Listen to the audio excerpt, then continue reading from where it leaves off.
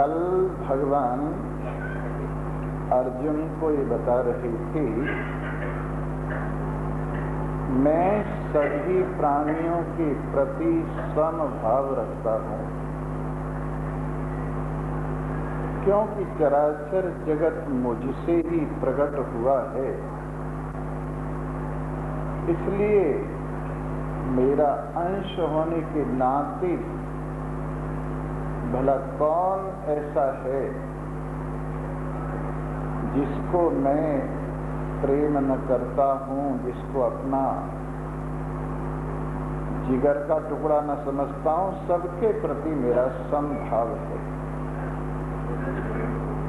और विशेष रूप से न कोई मेरा द्वेष का पात्र है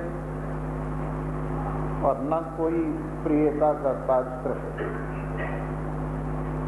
ये भजन्ति तो माम भक्त्या, जो भक्ति से प्रेम से मुझे भजते हैं उनको मैं भी प्रेम से भक्ति से भजता हूँ। जैसा जैसा जिसका भाव है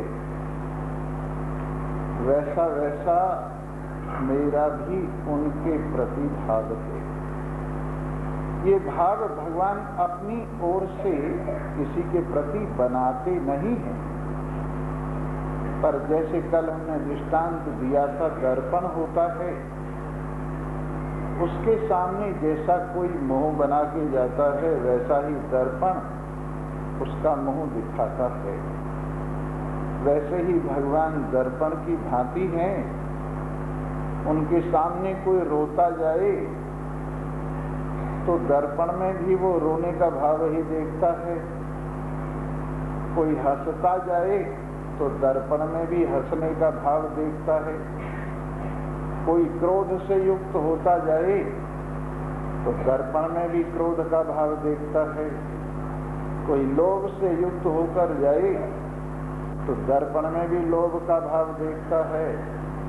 जैसा जैसा भाव जो कोई बनाकर जाता है, लेकर जाता है, वैसा वैसा भाव ही परमात्मा रूपी दर्पण को देखकर उसके प्रति प्रतिफलित हो जाता है। इसलिए भगवान ने स्पष्ट कहा है, यो यथा माम प्रपद्यन्ते, जो जिस जिस भाव को लेकर मेरे सन्मुख आते हैं, तांस तथैव भजामि हम, मैं उनको उसी भाव से स्मरण करता हूँ, भजन करता हूँ। इसलिए हमें चाहिए कि हम अपना भला चाहें तो भला भाव रखें और भले भाव को लेकर ही भगवान के सन्मुख उपस्थित हों।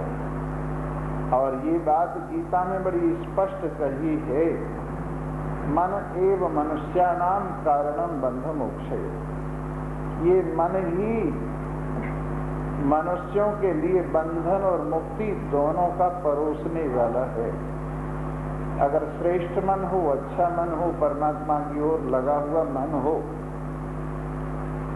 सत्संग संपन्न मन हो, परमात्म प्रेम, परमात्म भक्ति, परमात्म ज्ञान, आत्मज्ञान संपन्न मन हो तो मुक्ति परोस देता है।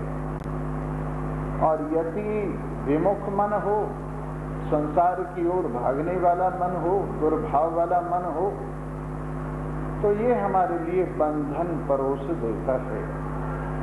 इसलिए यदि जो ये चाहते हों कि हमारा मन हमें मुक्ति ही परोसे, आनंद ही परोसे, कल्याण ही परोसे, तो उन्हें चाहिए कि अपना मन भगवान की ओर लगाएं। इससे मुक्ति परोसी जाएगी, आनंद परोसा जाएगा, कल्याण परोसा जाएगा। आज भगवान एक बहुत बढ़िया बात कहते हैं, अपि चेत सुदुराचारो, चाहे कितना ही दुराचारी कोई क्यों न, भजते माम अनन्य भाव, यदि मुझे वो अनन्य भाव से, अनन्य मन से भजना शुरू कर देंगे तो यों समझिए कि उसके कल्याण की नींव पड़ गई है। और साधु रेव स मंतव्य, उसको साधु ही समझना चाहिए, क्योंकि सम्यक व्यवसितो ही सह, क्योंकि अब उसने अपने मन को ठीक ठिकाने लगा दिया है। ठीक है, अब तक जो वो करता रहा सो करता रहा, अब तक जो सोचता रहा वो सोचता रहा, अब तक जो बोलता रहा वो बोलता रहा, लेकिन यदि आज से उसने अपना मन परमात्मा की ओर लगा दिया, आज से उसने अपना मन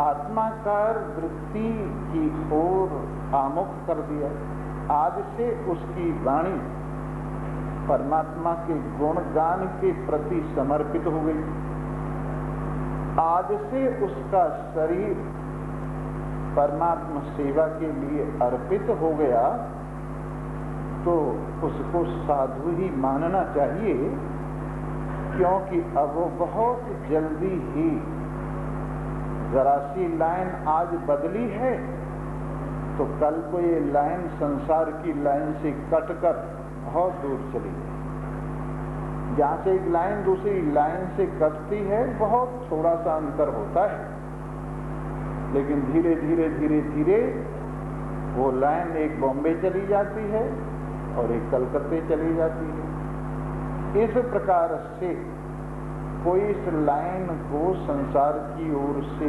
थोड़ा सा जरा सा तिल भर भी अलग कर देवे और परमात्मा की तरफ को जोड़ देवे, तो धीरे धीरे धीरे धीरे ये लाइन आगे बढ़ जाएगी। अब हम लोग यहाँ क्या करते हैं, देखिए लाइन के ऊपर तो गाड़ी ही चलती है, पर एक आदमी होता है जो लाइन काटता है और दूसरी से जोड़ता है, एक आदमी अलग होता है, वो रेलगाड़ी में नहीं होता, रेलगाड़ी से बाहर होता है। वो क्या करता है, रेलगाड़ी की लाइन काटता है और रेलगाड़ी की लाइन जोड़ता है जिधर रेलगाड़ी को ले जाना होता है। उसी तरह से सत्संग में जीवन की रेलगाड़ियों की लाइन को मार्ग से काटी जाती है और सुमार्ग की ओर जोड़ दी जाती है, संसार की ओर से काटी जाती हैं और परमार्थ की ओर परमात्मा की ओर जोड़ दी जाती हैं। यही सत्संग का फल है कि अकल्याण की ओर से लाइन कट जाए और कल्याण की ओर लाइन जुड़ जाए। असतो मां सद्गमय, तमसो मां ज्योतिर्गमय, मृत्युर्मामृतम गमय। ये लिखा हुआ है सामने कि इस लाइन को असत की ओर मत ले चलो, असत की ओर से लाइन को हटाओ और सत की ओर लाइन जोड़ दो। अंधेरे की ओर लाइन मत ले चलो, उधर से हटाओ और उजाले की ओर लाइन जोड़ दो। मृत्यु की ओर लाइन मत जोड़ो, अमृत की ओर, मृत्यु की ओर से काट के अमृत की ओर जोड़ो। असतो मां सद्गमय, तमसो मां ज्योतिर्गमय, मृत्युर्मामृतम गमय। परमात्मा से भी प्रार्थना करते हैं हम कि हे प्रभु, हमें असत की ओर से हटाकर असत की ओर न ले चलकर सत की ओर ले चलो। हमें अंधेरे की ओर न ले चलकर उजाले की ओर ले चलो और हमें मृत्यु की ओर न ले चलकर अमरता की ओर ले चलो। तो इस प्रकार से सत्संग यही तीनों काम करता है। असत की ओर से लाइन काट देता है और सत की ओर लाइन जोड़ देता है। अंधेरे की ओर से लाइन काट देता है और उजाले की ओर लाइन जोड़ देता है। और इस प्रकार से मृत्यु की ओर से लाइन काट देता है और अमरता की ओर लाइन जोड़ देता है। इस प्रकार से यहाँ लाइन जोड़ी जाती है परमात्मा से और लाइन काटी जाती है कल्याण के विरोधी तत्वों से। लाइन काटी जाती है और कल्याण प्रदान करने वाले तत्व से लाइन जोड़ी जाती है। तो आज किसी की लाइन अपनी ओर से भी, संतों की ओर से भी और परमात्मा की ओर से भी 3 मोहरें लग गई। बोलो सच्चिदानंद। तुम्हारे कोई कह रहे हैं पैर ठीक करके बैठे, हमें तो नींद आएगी, तुम्ही को कह रहे हैं। हाँ, पालती लगा के बैठे। बोलो सच्चिदानंद। ध्यान दो, देखो ये माई चली आ रही है बिना टिकट के ही। जी हाँ, तो किधर से लाइन काटनी है? असतो मां सद्गमय तमसो मां ज्योतिर्गमय मृत्युर्मां अमृतम गमय। और ये तीनों अपनी ओर से, परमात्मा की ओर से और संतों की ओर से अगर मदद मिल जाए तो लाइन जरूर उधर से कट जाती है और इधर गिर जाती है। अगर किसी की लाइन मेरी तरफ जुड़ गई हो और अब तक चाहे वो मेरी लाइन से कितना ही अलग हो, पर आज अगर जुड़ गई हो तो साधु रेव स मंतव्य, उसको साधु ही समझना चाहिए। वाल्मीकि की लाइन जुड़ गई, तुलसीदास जी की लाइन जुड़ गई, सूरदास जी की लाइन जुड़ गई और उधर से कट गई और उनका कल्याण हो। तुलसीदास जी स्वयं कहते हैं कि मैं तो भांग का पेड़ था, भांग का पेड़ जो बड़े नशे वाला है और जो भी उसका सेवन करे उसी को नशा हो जाए, ऐसा भांग का पेड़ था मैं। लेकिन भगवान की कृपा से तुलसी का पेड़ हो, जिसके दर्शन से ही कल्याण हो जाए, ऐसा पेड़ भगवान की कृपा से लाइन जुड़ गई उधर और कल्याण हो गया। तो भगवान कहते हैं चिंता मत कर, आज तक जो कुछ तूने किया है, आज तक जो कुछ तूने सोचा है, आज तक जो कुछ तूने कहा है, चाहे उल्टा भी हो रहा है, लेकिन फिर भी अगर आज तू मेरी ओर अपनी लाइन जोड़ देवे तो मैं तुझे अपनी ओर से सर्टिफाइड करता हूं और लोगों को आदेश देता हूं, साधु रेव स मंतव्य, उसको साधु ही समझना चाहिए। सम्यक व्यवसितो ही सह, क्योंकि अब वो ठीक ठीक व्यवसित हो गया है, ठिकाने पर लग गया है, उसका मन जुड़ गया है। अब वो मेरी तरफ ही आएगा, इधर उधर नहीं भटकेगा, क्योंकि अब उसको यथार्थता का ज्ञान हो गया है। अब मुझे जरूर प्राप्त करके ही रहेगा, क्योंकि मेरी ओर उसका रुख हो गया है। चित्तम भवति धर्मात्मा सत्वत शांतिम निगच्छति। अब वो बहुत शीघ्र ही धर्मात्मा हो जाएगा, धर्म पर चलने वाला हो जाएगा और धर्म उसकी आत्मा हो जाएगी। देखिए, कोई चीज किसी की जब आत्मा हो जाती है ना तो उसका स्वभाव हो जाता है। जैसे हरिश्चंद्र का धर्म सत्य उसकी आत्मा हो गई। जैसे एक राजा काशी नरेश, उनका धर्म अहिंसा हो गया, शरणागत वत्सलता हो गया और वो धर्म उनकी आत्मा बन गया, उनके स्वभाव के साथ जुड़ गया। राजा रंतदेव का धर्म अपनी प्रजा का ही हित हो गया और अपना हित उसने अलग उठा के रख दिया, तो राजा रंतदेव का धर्म उसके साथ उसका आत्मा हो गया। तो जब कोई वस्तु किसी के साथ इतनी जुड़ जाए, इतनी जुड़ जाए तो उसका स्वभाव बन जाए और उसके करने में उसे कोई न सोचना पड़े, न मेहनत करनी पड़े, अपने आप ही हो। जैसे किसी सत्यवादी को सत्य बोलने में कोई भी मेहनत नहीं करनी पड़ती, सोचना नहीं पड़ता, अपने स्वभाव से ही सत्य बोलता है। जैसे सदाचारी व्यक्ति स्वाभाविक ही श्रेष्ठ आचरण पर चलता है। जैसे दानी व्यक्ति स्वाभाविक ही दान देता है। और देखिए कैसे कैसे लोग हुए, दानी की बात आ गई। एक बार भगवान श्री कृष्ण युधिष्ठिर के पास बैठे बैठे कह रहे थे कि भाई देखो, कर्ण में चाहे कुछ भी हो, लेकिन कर्ण जैसा दानी कोई भी संसार में नहीं। आज कर्ण की जो दाता भाव है वैसा दाता भाव किसी के अंदर नहीं। अब युधिष्ठिर को ये बात खली और उन्होंने कहा कि महाराज मेरे में क्या कमी नहीं, तुम भी अच्छे हो, तुम भी दान देते हो, तुम भी धर्म पर चलने वाले हो, लेकिन दान देने के मुकाबले में तुम्हें हम कर्ण की बराबरी में नहीं रखते। सत्य बोलने में ठीक है, लेकिन दान देने में तुम कर्ण का मुकाबला नहीं कर सकते। बोले प्रभु आप कभी मुझे बताइएगा परीक्षा करके। बोले हाँ समय आएगा। बरसात हो रही थी बड़ी जबरदस्त, कई दिनों से लगातार। भगवान श्री कृष्ण बड़े आतुर से, चिंतातुर से, व्याकुल से होकर पहुंचे युधिष्ठिर के पास। कहने लगे भाई एक समस्या आ पड़ी है। बोले कौन सी समस्या आ गई है प्रभु? एक महान पुरुष का शरीर छूट गया है और उनका दाह संस्कार करने के लिए चंदन की लकड़ियां चाहिए, पर सूखा चंदन तो अब मिलना बड़ा मुश्किल है।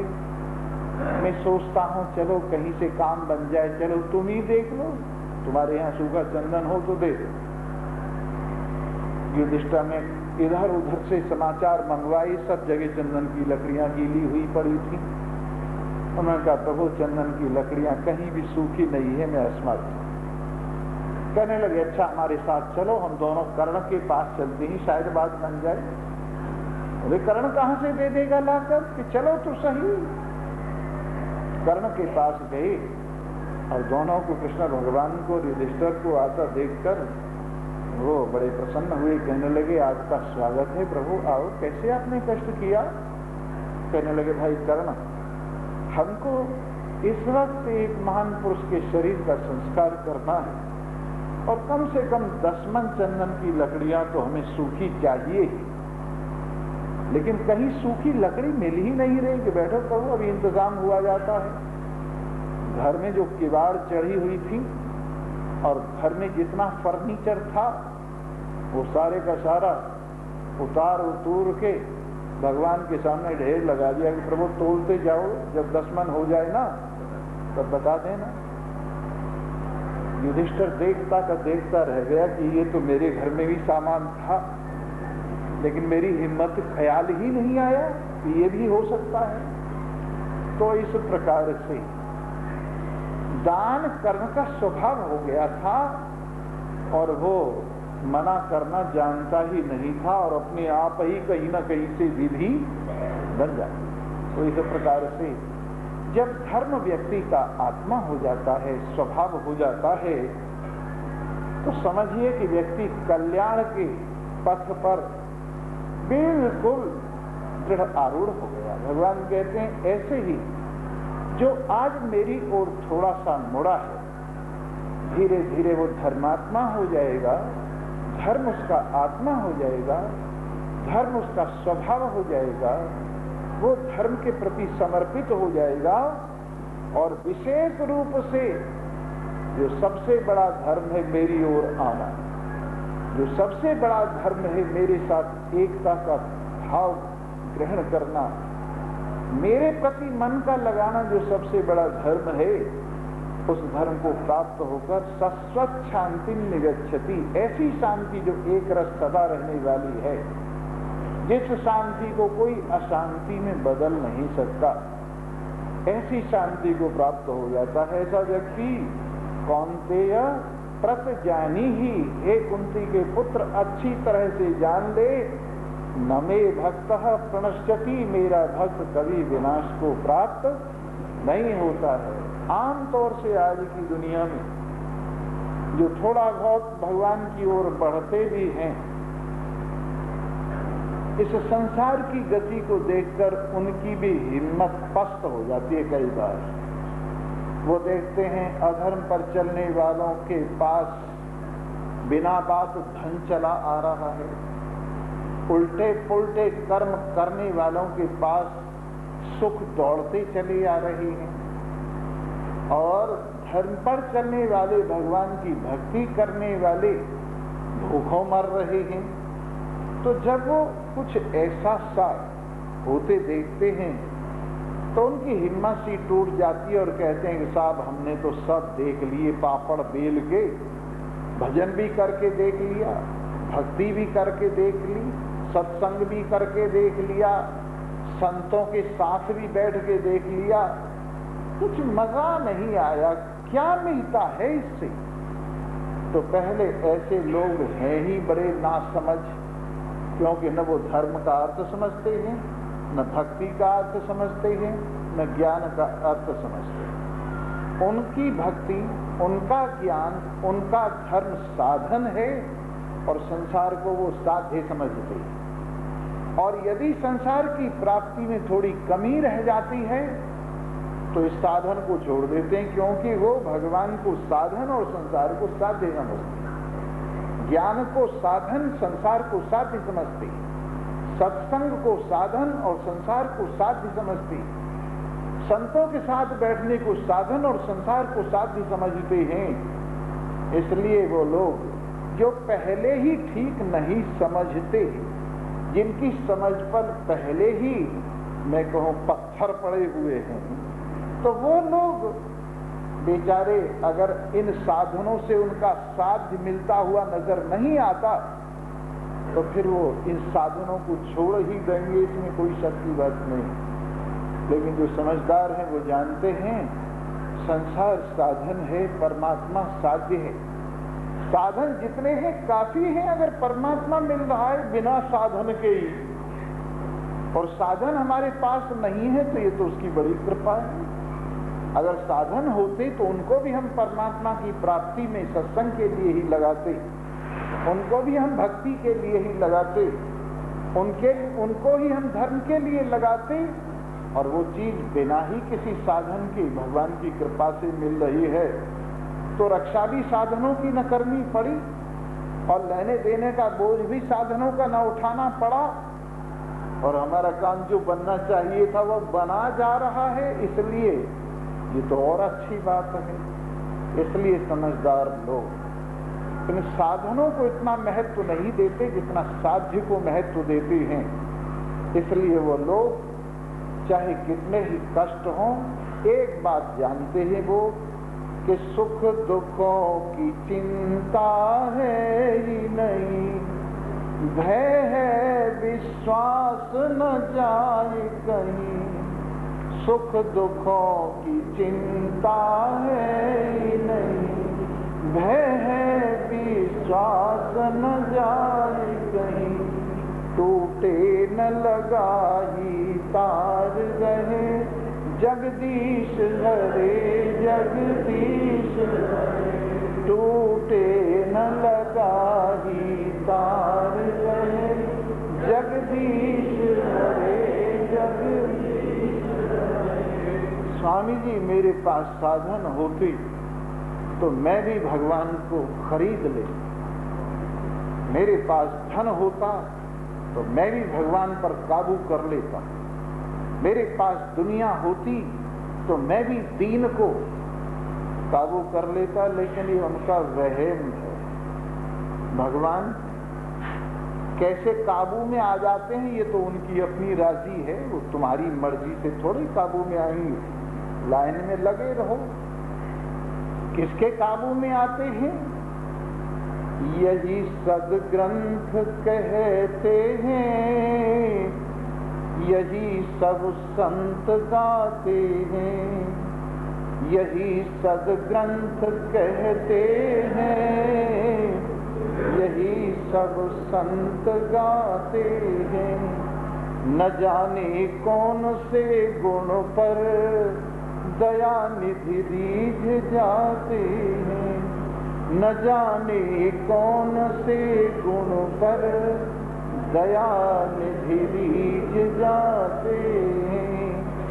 न आए मधुपुरी से गोपियों की वे व्यथा सुनकर। मथुरा से गोकुल बहुत दूर तो नहीं है, लेकिन न आए मधुपुरी से गोपियों की वे व्यथा सुनकर। द्रुपद जाकी दशा पर द्वारिका से दौड़ आते हैं। द्रुपद जाकी दशा पर द्वारिका से दौड़ आते हैं। न जाने कौन से गुण पर दया निधि रीझ जाते हैं। नहीं स्वीकार करते हैं निमंत्रण निप सुयोधन का। जब भगवान संधि कराने के लिए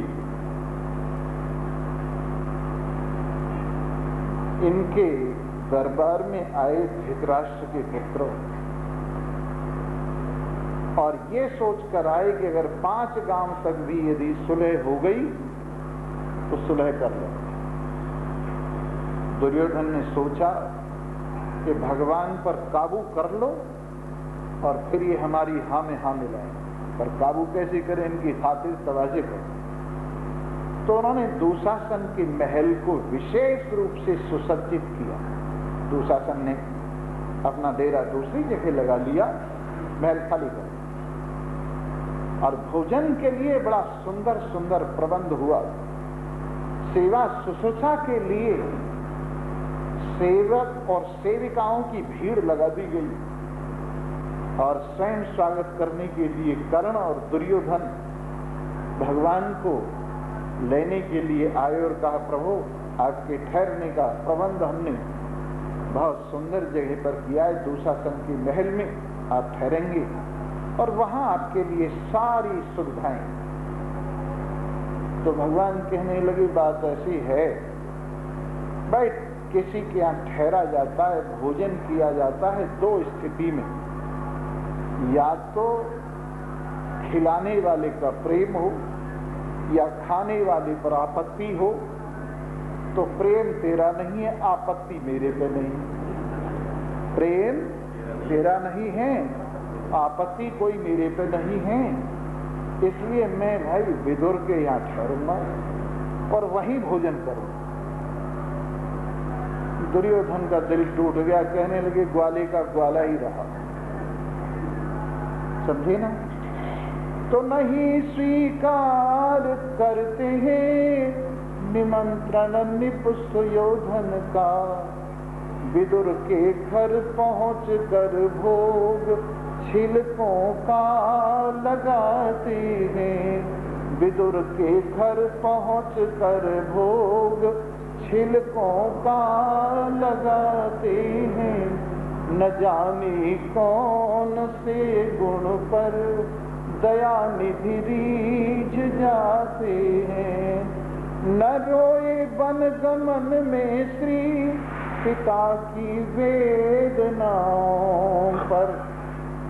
जब भगवान श्री राम को वनवास हुआ, सबकी आंखों में आंसू थे, लेकिन सिर्फ 4-5 आदमी ऐसे थे जिनकी आंख में आंसू नहीं थे। एक तो कैकेयी की आंखों में आंसू नहीं थे, और एक कुंवरी की आंखों में आंसू नहीं थे मंथरा की, और एक भगवान श्री राम की आंखों में आंसू नहीं थे, और लक्ष्मण जी की आंखों में भी आंसू नहीं थे, और सीता जी भी बड़ी उल्लसित थीं। ये 5 व्यक्ति ऐसे थे जिनकी आंखों में आंसू नहीं थे, और बाकी सब शहर आंसुओं में नहा रहा। तो न रोए वन गमन में श्री पिता की वेदनाओं पर। उठाकर गीध को निज गोद में आंसू बहाते हैं।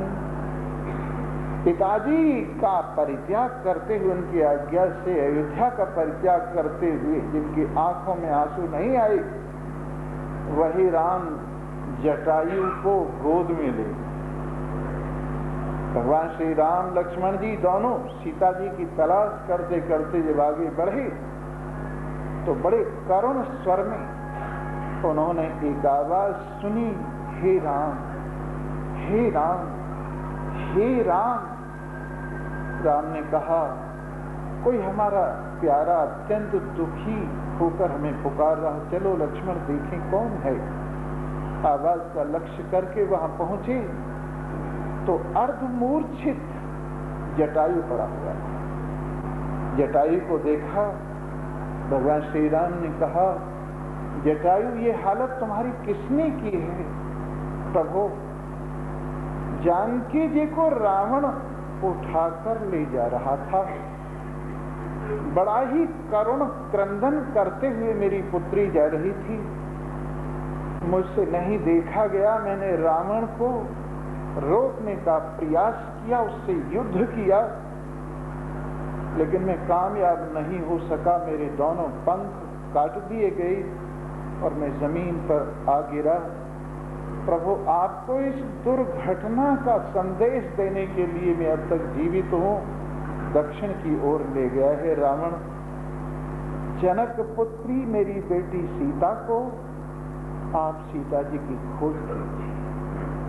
जटायु की बात सुनकर भगवान श्री राम के हृदय में बहुत ही भाव आया। जटायु को गोद में उठाकर अपनी केसों से उनकी धूल झाड़ी, अपने आंसुओं से उनके घाव धोए और कहा, जटायु, तुमने जो परोपकार के लिए इस जीवन का समर्पण किया है, उसका कोई भी, और वो भी निस्वार्थ भाव से, मुकाबला नहीं किया जा सकता। बोलो, कहो तो तुम्हारी इस आयु को दीर्घ करके तुम्हारे शरीर को ठीक कर दूं। जटायु ने कहा, प्रभु, एक बात मुझे बताइए, और ये बात मुझे बताइए कि प्रभु, जैसा आज का दृश्य है कि मैं आपकी गोद में लेटा हुआ और आप मेरे ऊपर हाथ फेर रही हैं और मैं आपके मुखारविंद का अवलोकन करता हुआ आपकी ओर देख रहा हूं और प्राण परित्याग करते समय आप पर मेरी दृष्टि केंद्रित हुई है। क्या आप ऐसा सुअवसर फिर कभी दे सकेंगे? बोले, ये तो मैं वायदा नहीं करता। बोले, फिर ऐसे शुभ समय का परित्याग कौन करेगा? पड़े गर्दन ढुलक कर पीत पट पर, खुली रह जाएं ये आंखें मुकुट पर। मेरी गर्दन ढुलक कर आपके पीत पट पर गिरी हुई है और मैं आंखें खोले खोले आपकी आभा का अवलोकन करते हुए इस लोक से जा रहा हूं। प्रभु, तो आप मुझे शरीर की सुरक्षा के लिए कह रहे हैं। अपने शरीर जिस लिए रखा जाता है वो तो काम मेरा बन रहा है, अब मैं शरीर को किस लिए रखूं? अगर आप कुछ दे सकते हैं तो आपका प्रेम, आपकी भक्ति, आपका स्नेह मुझे चाहिए। तो उन्होंने कहा, तात कर्म निज गति, तात गति निज कर्म से पाई। तुमने अपने कर्म से ही, परोपकार से ही परहित सरिस धर्म नहीं वाई।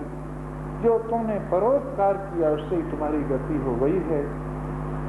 तुमने बहुत बड़ा काम किया है और तुम जाओ परलोक में, तुम्हें वहां मेरे पिताजी के भी दर्शन होंगे, लेकिन सारी घटना बता देना, ये घटना मत बताना कि सीता जी का इस तरह से अपहरण हो गया है।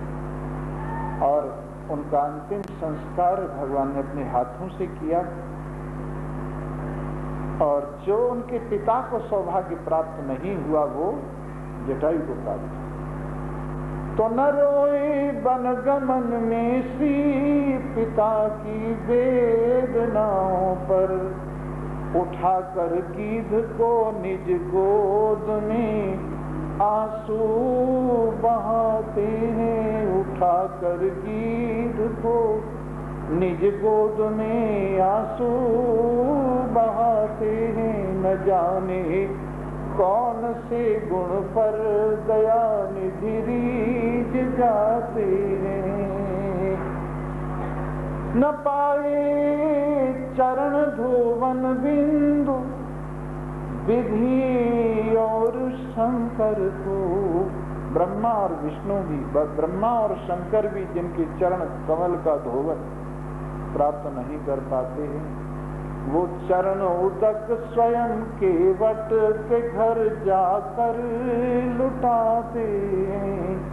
वो चरण उदक अपने आप केवट के घर जाकर, केवट कहता है प्रभु नाव में चढ़ाकर पार तो मैं कर दूं पर एक खतरा है। मैंने ये सुना है आपके चरणों में कुछ ऐसी जड़ी बूटी लगी हुई है जो पत्थर को भी छू जाए, शिला को भी, तो वो औरत बन जाती है। अगर वही काम यहाँ हो गया, पत्थर से तो ये काष्ठ मुलायम होता है, और ये भी क्या पता किसी ऋषि की स्त्री शापवश बनी हुई हो यहाँ नाव, और ये भी स्वर्ग की ओर चली गई, तो मेरा तो धंधा चौपट हो जाएगा। मैं तो बाल बच्चे इसी से पालता हूँ प्रभु, इसलिए कृपा करके ये चरण जो है ना, इनसे मुझे कोई खतरा नहीं, पर इनमें जो धूली लगी हुई है वो मुझे धो लेने दीजिए, और इसके बाद कोई खतरा नहीं रहेगा, फिर आपको पार कर। भगवान श्री राम कहने लगे यार बड़ा चालाक है तुम। नहीं प्रभु ऐसी बात नहीं, जबरदस्ती कुछ नहीं है, उधर से निकल जाइए पार, उधर से मैं बता दूंगा, उधर से निकलने का रास्ता है, आराम से निकल जाओगे। अगर मेरी नाव पर जाना है तो चाहे लक्ष्मण जी कठोर दृष्टि से देख रहे हैं, इनके रौब में आने वाला नहीं हूं। मुझे अपनी सौगंध, अपने घर वालों की सौगंध, अपनी बुजुर्गों की सौगंध, जब तक तुम्हारे पैर नहीं पखार लूंगा तब तक पार नहीं पार। कहने लगे अच्छा बाबा तू वही कर जिससे कि तेरी नाव न जाए। तो एक छोटा सा कठौता पानी भर के ले आए, किससे पता लग जाएगा, लड़का पड़का होगा तो यही हो जाएगा कठौता, परीक्षा हो जाएगी इसमें। और इस प्रकार से कठौता लेके, पानी का काठ का बना हुआ पानी लेके उनके चरण धोई। चरण धोने के बाद सब घर वालों को चरणामृत दिया, बिरादरी वालों को, और फिर इसके बाद पितरों को अर्पण किया, और इसके बाद अपने आप ग्रहण करके कहा प्रभु अब आ जाओ, बैठो, कोई खतरा नहीं। तो इस प्रकार से भाई भगवान की रीस तो भगवान के हाथ में है। लाइन में खड़े रहिए, द्वार धनी के खड़े रहो, धक्का धनी के खाओ, कभी तो धनी निवाज है जो दर छोड़ न जाओ। द्वार धनी के खड़े रहो, धक्का धनी के खाओ, अगर धक्के भी मिले खाओगे तो तभी जो है ना भूख भागेगी। धनी के धक्के भी भूख दूर करते, इसलिए द्वार धनी के खड़े रहो, धक्का धनी के खाओ, कबो तो धनी निवाज है जो दर छोड़ न जाओ। तो कौन्तेय प्रति जानी ही, हे कुंती पुत्र अच्छी तरह से जान लो, न मे भक्त प्रणश्यति, मेरा भक्त कभी विनाश को प्राप्त नहीं होता है, मेरी ओर मन लगाने वाला कल्याण को ही प्राप्त होता है। माम ही पार्थ व्यपाश्रित्य ये पीस्यु पापयोनयः, मेरा आश्रय लेकर जो निकृष्ट से निकृष्टतर निकृष्टतम योनियों में भी हैं, वो भी मेरा भजन करते हुए मुझे प्राप्त हो जाते हैं। चाहे कोई स्त्री है, चाहे कोई वैश्य है, चाहे कोई शूद्र है, ये सारे के सारे सबके लिए दरवाजे भगवान ने खोल दिए हैं। जिनको नींद आ रही है उनको छोड़कर बोलो सच्चिदानंद। तुम कहोगे उनको दरवाजे क्यों नहीं खोले, अब वो बढ़ते ही नहीं दरवाजे की तरफ, तो क्या किया जाए, जिनको नींद आ रही है। तो कोई भी क्यों ना हो, ते पियांति परांगति, वो भी परम गति को प्राप्त हो जाते हैं, वो भी मेरे को प्राप्त हो जाते हैं, वो भी मेरे साथ एक रूपता को प्राप्त हो जाते हैं। इस मामले में कोई पक्षपात नहीं है। किम पुनर्ब्राह्मणा पुण्या भक्ता राजऋषयस्तथा। फिर ब्राह्मण और क्षत्रिय जो पुण्य से शरीर प्राप्त होते हैं उनका तो फिर कहना ही क्या है। एक बात कहते हैं जो अगर आपकी समझ में आ जाए, अनित्यम असुखम लोकम इमं प्राप्य भजस्व माम। ये लोक अनित्य है, दुख रूप है।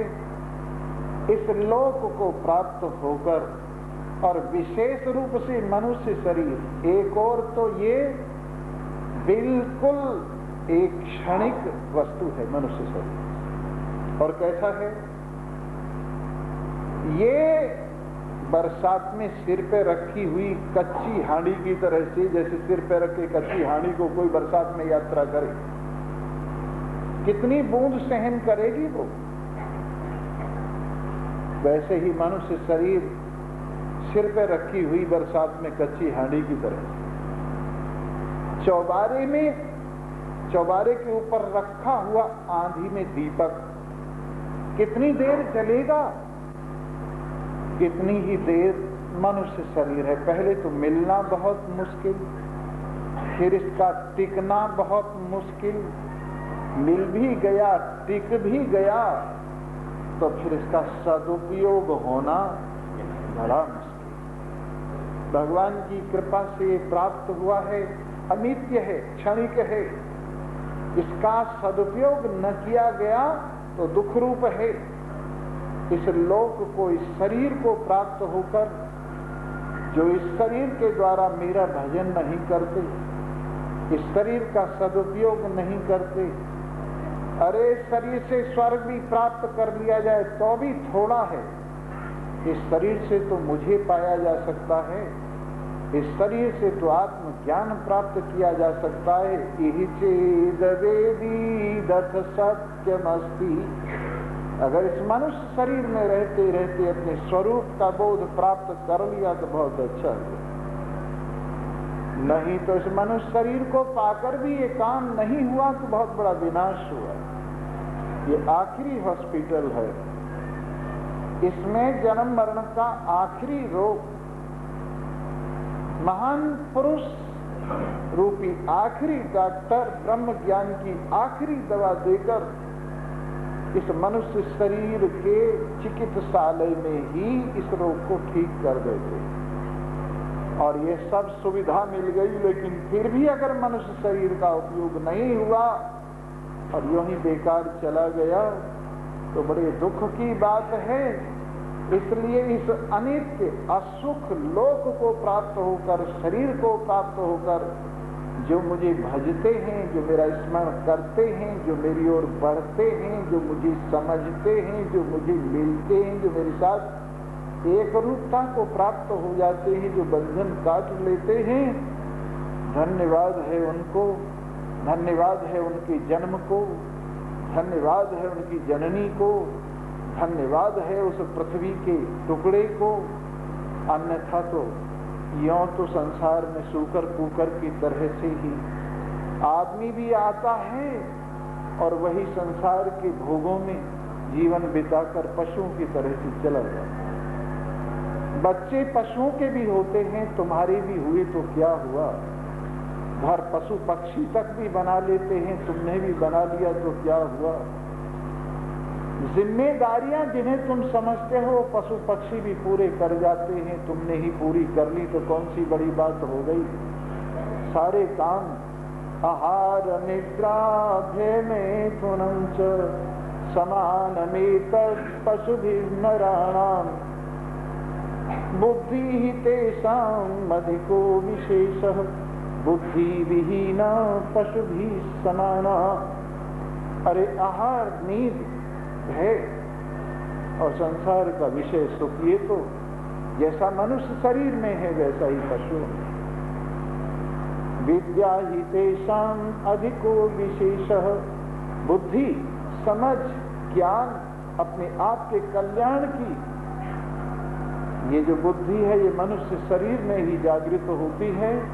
अगर ये जागृत नहीं हुई तो ये मनुष्य भी पशु ही है, पशु में और इसमें कोई अंतर नहीं है। इसलिए इस शरीर को प्राप्त होकर जो मुझे भजता है, जो मेरा श्रवण मनन निधिध्यासन करता है, जो मेरी ओर अग्रसर होकर मुझसे सीना बसीना मिलता है, जो मेरे साथ एक रूपता प्राप्त करता है, उसका जीवन धन्य हो जाता है। मन मनाभव मद भक्तो मदयाजी माम नमस्कुरु। अपने मन को मेरी ओर लगा दे और मुझको ही सोच, मेरा ही विचार कर। मद भक्तो, अपने हृदय को मेरी ओर लगा दे और नित्य ही मेरे प्रति प्रेम करने वाला हो। मद याजी, मेरा ही यजन करने वाला हो। सारा कुछ पुण्य मेरे ही चरणों के प्रति अर्पित करने वाला हो। माम नमस्कुरु, मेरे को ही नमस्कार करता हुआ मेरे साथ ही अपनी मैं को एक रूप करने वाला हो। और इस प्रकार से शरीर से, ज्ञानेंद्रिय कर्मेंद्रियों से, मन और बुद्धि से यदि तू मेरे प्रति परिपूर्ण शक्तियों से प्राण सहित समर्पित हो जाएगा तो माम एव एष्यसि युक्त्वा एवं आत्मानं मत्परायणः, मेरे परायण हुआ मुझको ही तू प्राप्त होगा, जो मैं तेरा आत्मा हूँ। उस अपनी आत्मा को, उस अपनी वास्तविकता को तो प्राप्त होगा। इसके लिए मन मनाभव मद भक्तो मद याजी नाम नमस्कुरु, मेरे से ही मन लगा, मेरी ही भक्ति कर, मेरे लिए ही यजन करने वाला हो। इसमें कर्म कांड यजन हो गया, भक्ति उपासना हो गई और भगवान में मन लगाना ज्ञान हो गया। ज्ञान से, भक्ति से मस्तिष्क में ज्ञान, हृदय में भक्ति, हाथ में धर्म, सेवा, इनके द्वारा मेरे को ही नमस्कार करता हुआ मेरे परायण होकर मेरी ओर चला आ तो मुझे ही प्राप्त होगा। इस प्रकार से ये आज 9वां अध्याय परिपूर्ण हो रहा है और इस प्रकार ये शनिवार का दिन निवृत्त हो रहा है। शनि की छाया गई, हर 7 दिन में एक बार आती है और निकल जाती है। कल को इतवार है और यहाँ का आखिरी सत्संग है और 8 बजे सत्संग शुरू होगा, 8 से 9 तक।